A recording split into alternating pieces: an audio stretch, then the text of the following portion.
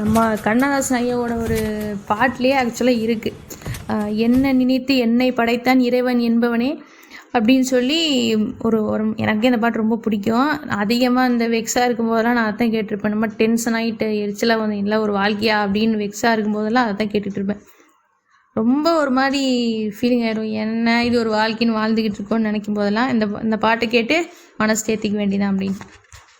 எப்படியெல்லாம் ஒருத்தர் எழுத முடியுமா அப்படின்ற அளவுக்கு யோசிக்க வேண்டியதாக இருக்குது. ஒரு மாடு கண்ணாடியில் தன்னை பார்த்துவிட்டு இன்னொரு மாடு இருப்பதாக நினைத்து அதை முட்டப் போகிறது. ஒரு மனிதன் தன் பிரதிபிம்பத்தை பார்க்கிறான், இன்னொரு மனிதன் இருக்கிறான் என்று அவன் நினைக்கிறானா?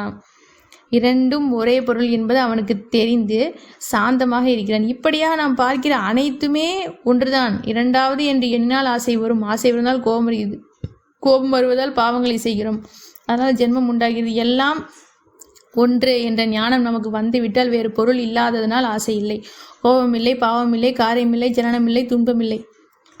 இந்த ஞானத்தை எப்படி பெறுவது? நம்மை பெற்ற அம்மா உடம்புக்கு பால் கொடுப்பவள், அறிவுக்கு ஞானப்பால் கொடுப்பவள் அம்பாள் தான். ஞான சொரூபமே அவள்தான்.